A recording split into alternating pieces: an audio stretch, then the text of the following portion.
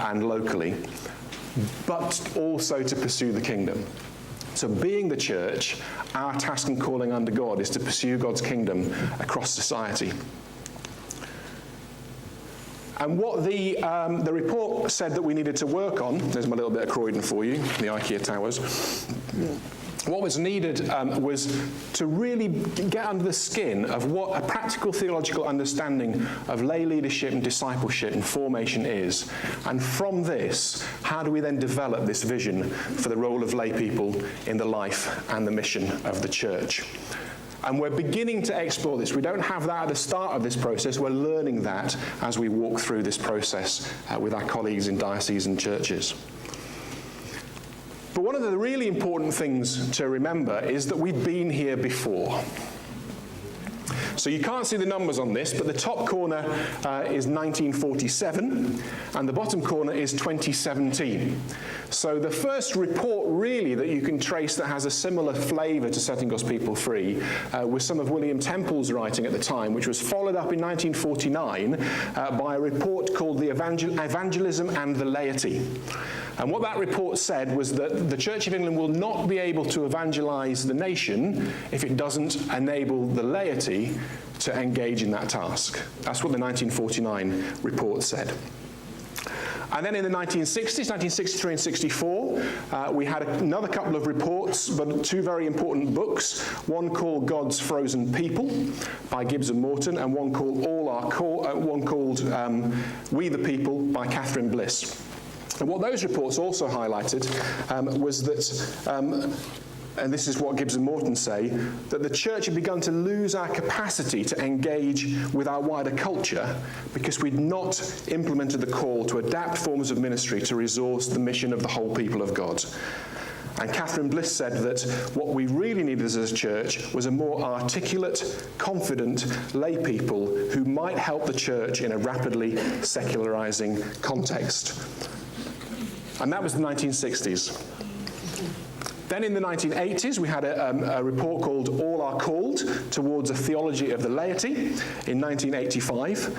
And that came up with three findings. One of them was that when we mentally think of the laity in the Church of England, whether we are lay or ordained, we think of the laity as being non-ordained. So we think that's what mentally is going on for us. Something deep within our culture has put that in all of our psyche.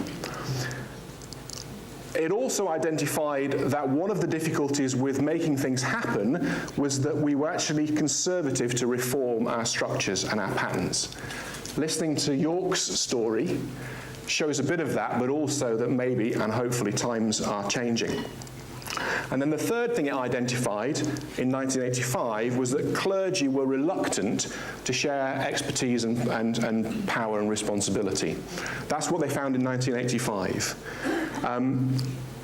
But slightly after that, in 1988, John Hull, who was a wonderful teacher and educator, he wrote a book called What Stops Adult Christians Learning, and what he identified in that book was that actually there was a lot of what you could call codependency going on. That actually that was the situation, but quite a lot of people were perfectly happy with that. Thank you very much. So what these reports show us is this is a long process. This is something that has been hanging around us for a long time. This is not something that we're just recognizing. So that raises two important questions. It raises the question of, well, what do we have to do differently this time that we didn't do in the past? And also, if this has been going on for, getting on for 70 years now, and people have been saying the same things for that length of time, there must be something bigger to this. This can't just be the faults of an institution. There's something culturally different going on. And it's that latter thing that I want to tease out. The former thing about implementation, I think we're beginning to try and learn from. And what I think, and this is just my perspective, but what I think we're really wrestling with here is the challenge to be the church, and specifically the Church of England, in a secular age. We've lived with a secular age for a good 100 years well, more than that, as I'll talk about in a moment. But as you trace it from the post-Second World War period through, we've gone through such changes in our culture, and that's manifested itself in a number of ways. But our patterns and practices of being church have become trapped, frozen in things that don't help us in a secular age, and change our way of thinking about faith. And two comments, this is from survey work that we've done, two comments that have kind of come back that emphasize this in slightly different ways. Was one comment about someone's working life, who said that there was an ocean between their work life and the church. They felt that their work life, the dynamics of that, the way in which they met, the way in which they made decisions, the issues that they were wrestling with, was so far removed from church that they were finding it a real struggle to connect their faith to that area of their life. That was one aspect from that. Setting God's people free is rightly criticised sometimes for not being conscious enough of people who are poor, marginalised, out of work. But I think listening to what Pete was saying about citizens, that struggle to hold faith and life together has different ramifications. So it could be the world of work, but it equally could be holding things together, physically and materially. And how does that work? That's part of the same agenda. The church needs to be answering both sets of questions. And the second thing that was highlighted in this research was in our ministry, we tend to start with the badge, not the need.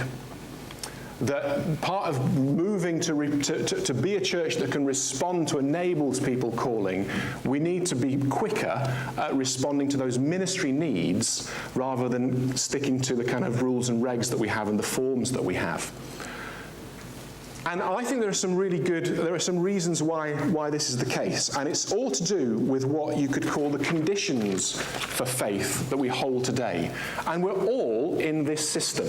This is the science bit, this is the theology bit. We're all caught in this system of being the church, whether we're lay or ordained. We all hold faith in the same context, what I'm describing as the secular age. And I think it's important that we know this because it's part of our history as the Church of England, because we've been around for 500 years. So we have a cultural memory that goes back a long way. And some of our patterns and practices, some of you might live in these places, feel like they were invented 500 years ago. And the reason is because a lot of them were. So we've got a long story on this, but it means that we need to think through what's going to help us in these conditions. And you can't read that. I apologise because it's too narrow, but the pictures will make sense to you. So there's a theologian and philosopher called Charles Taylor who describes this thing as the secular age. What does it mean to hold faith in a secular age? And he takes us on a journey through an understanding of the sacred and the secular. And it starts like this. In the medieval period, you got some nice angels, some nice demons at the gates of hell. This is Dante. So this is Botticelli's illustration to Dante's book. The secular age started in the medieval period, but there was a general worldview that was one of a religious kind, a religious notion. But the division of sacred and secular came in then to identify particular roles. It was describing different kinds of reality. So a priest might have a sacred vocation. If you entered religious life, you entered a sacred vocation, so your concentration, your focus was on the sacred, on the divine. But other professions were described as being secular. But there were vocations. One of those was vicars secular, priests in secular life, not monastic life. Slightly later on in the Reformation, that had to be rebalanced, and Luther brought in a strong notion of the butcher, the baker, and the candlestick maker having a sense of vocation. But all of that was framed in a worldview where God was present and religion was assumed to be the main maker of meaning in our world. So sacred and secular didn't really compete with each other in that way. They competed for power, they competed for other things, but it was not deep within us in that respect as we have today. Then we develop, as time goes on, from the Enlightenment onwards, to sacred and secular slowly moving apart or being held apart, so that they become understood as separate aspects of reality.